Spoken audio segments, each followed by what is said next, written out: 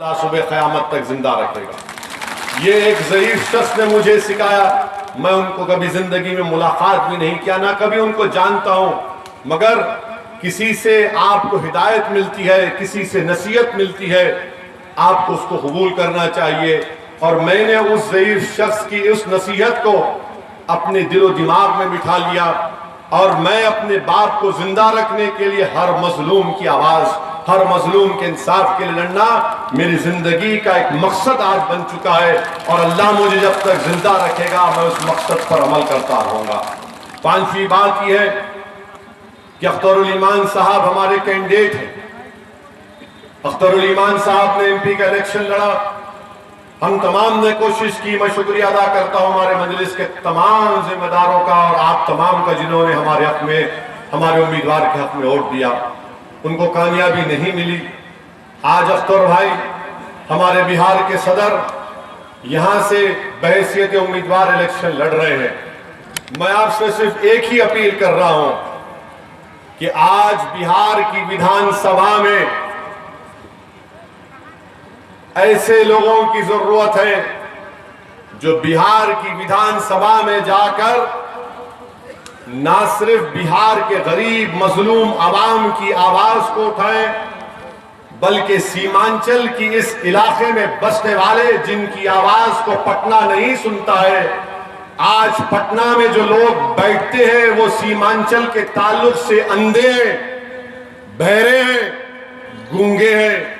इन अंधे, बहरे और गूंगों को अख्तरुल ईमान के रूप में पटना में एक आवाज उठेगी जो सीमांचल के तड़पते हुए नौजवानों के दिलों में जो आवाज है, जो हमारी माँ और बहनों के दिलों में जो ख्वाब है, जो हमारे बुजुर्गों में जो आंसू है, उसकी तर्जुमानी करने का काम इंशाअल्लाह ताला मजलिस का हर उम्मीदवार जो सीमांचल से लड़ रहा है, पटना में एक इनकलाब आएगा, पटना में सीमांचल का जलजला आएगा, पटना की कुर्सी पर जो कुछ बैठेगा उसको हम उस वक्त तक चैन से बैठने नहीं देंगे जब तक के सीमांचल की जमीन पर बसने वालों से इंसाफ नहीं किया जाए। इसीलिए हमारा हर जलसे में नारा होगा कि सीमांचल जिंदाबाद, सीमांचल जिंदाबाद, सीमांचल जिंदाबाद।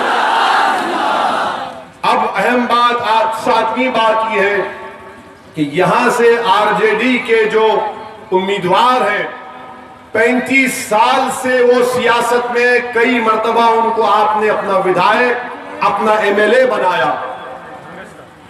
कांग्रेस के भी है और आरजेडी के साथ भी है। अब आप बताइए कि इतनी बड़ी बाढ़ आई, पूरी धान की फसल बर्बाद हो गई। ये कैसा एमएलए है जो मुआवजा तक नहीं दिला सकता? कैसा एमएलए है ये? मुआवजा तक नहीं दिला सकते।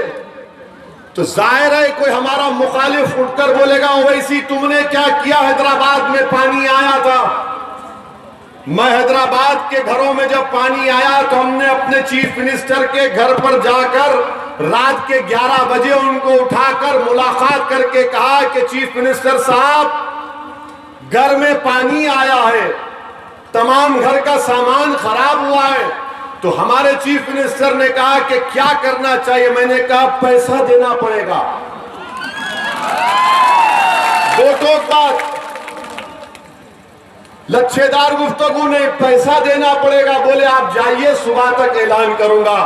और सुबह में चीफ मिनिस्टर ने ऐलान किया कि एक एक घर जिसमें पानी आया उनको एक घर को 10,000 रुपये दिए जाएंगे। मैंने फोन करके कहा कि आपने ऐलान कर दिया, शुरू कब कर रहे? तो चीफ मिनिस्टर ने कहा क्या आप मेरे सर पर बैठ जाएंगे? मैंने कहा नहीं सर, सर पर नहीं बैठेंगे, आपके सामने आकर कुर्सी डालकर बैठकर आपसे मुतालबा करेंगे। तो दूसरे दिन 24 घंटे में वो ऐलान पे अमल होना शुरू हो गया।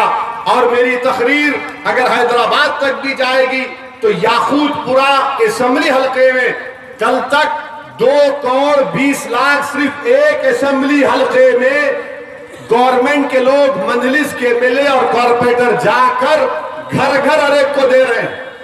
ये काम ये एमएलए नहीं कर सकता था, ये काम नहीं कर सकते थे, तो मुआवजा नहीं दिला सकते गवर्नमेंट से। फ्लड आया तो क्या, फ्लड आया तो क्या बर्बाद हो जाए? यकीनन फ्लड आता है, मगर हुकूमत, एमएलए, एमपी क्या कर रहा है? सब आराम से बैठे, क्योंकि सीमांचल में बसने वाले क्या इंसान नहीं है? क्या मोर बैसा में फ्लड आया तो क्या वहां पर उनकी तकलीफ को कोई नहीं देखा जाएगा? मेरे अजीज दोस्तों और बुजुर्गों, आपके पास एक बेहतरीन वक्त आ रहा है कि आप इसका सही फैसला लेकर अख्तरुल ईमान और मजलिस इत्तेहादुल मुस्लिमीन के हक में अपने वोट का इस्तेमाल करिए। हम आपसे वादा कर रहे हैं सीमांचल की आवाम से कि इंशाअल्लाह ताला हर एक आदमी तक सड़क होगी और बाढ़ से निजात होगी इंशाअल्लाह ताला। हर एक आदमी के लिए सड़क होगी और बाढ़ से निजात होगी। अब जब अख्तर भाई जीत जाएंगे इंशाअल्लाह ताला आपके वोट और दुआओं से, जब शाहनवाज जीत जाएंगे, जब मजलिस का एमएलए जीत जाएगा, तो जब वो जीत कर आएंगे आपकी जबान से कुछ नहीं निकलेगा, आप सिर्फ बोलेंगे कि आपकी पार्टी का नारा था हर एक आदमी तक सड़क, बाढ़ से निजात, काम शुरू करो, और काम शुरू होगा इंशाअल्लाह ताला।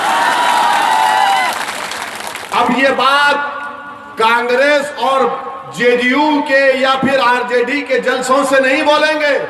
लफ्ज सीमांचल बोलने से उनको पेट में दर्द होता है, बहुत दर्द होता है।